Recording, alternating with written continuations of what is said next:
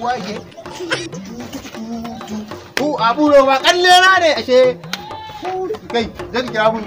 laras ina wana gidan nan ka gane ai buru laras je ka mun dare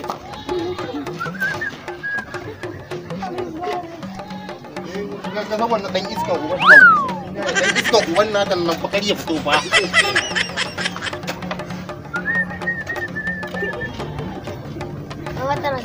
laras tana zuwa to na gode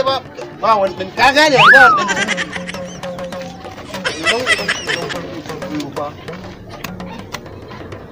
Laris.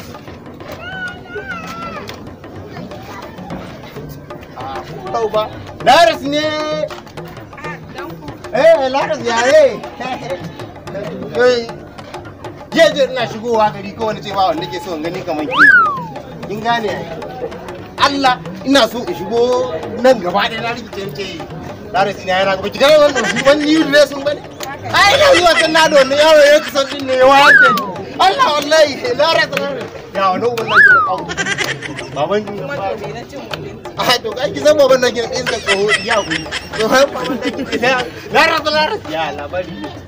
na ga kin dan yin fresh ne wallahi in da dai na ga kin dan zama da mai dan kyau ne ai ya haka baru ka gobar gida ko baba me ka gobar gida baba me ka zo a nan yanzu ina kika samu wannan baba ban gane wantan ko bane ki kai yaro ya je ya dauko ruwan dan zamani ki saban tanko wannan ko baba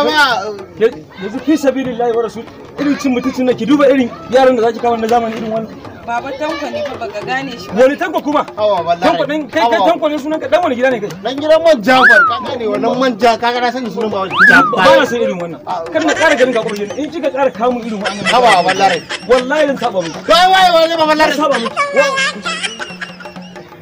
surutu kace ina magana kana magana ba ni na saba kada sauka ba kai kuma mu shigo gida ba zan samu baba Laris wannan uban naki ba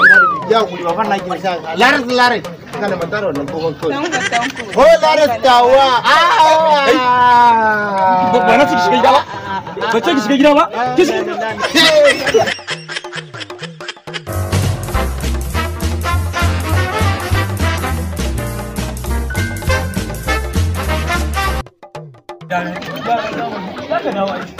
Zaka dawo. Kan samu ka in ka dawo ko ba gidana sai na ga wanda ya goyi ma baya.